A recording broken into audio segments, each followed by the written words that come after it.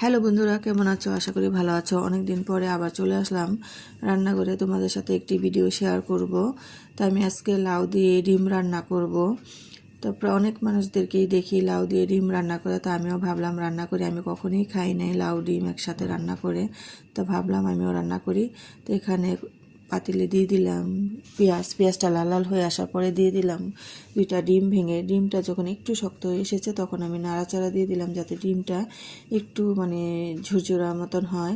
আর এখানে মশলা দিয়ে দিলাম হলুদ, মরিচ, ধনিয়ার গুঁড়ো আর আদা রসুন আর একটা পাকা টমেটো দিয়ে দিছি। কিছুক্ষণ নেড়ে চেড়ে এখানে কিছু কাঁচামরিচ দিয়ে দিলাম। এখন অফ ক্যামেরার মধ্যে দিয়ে দিচ্ছি লাউটা দিয়ে নেড়ে চেড়ে নিলাম। তো ডিম দিয়ে লাউ রান্নাটা আমি কখনোই খাই নাই, প্রথম রান্না করে খেয়েছি, খুবই ভালো লেগেছে।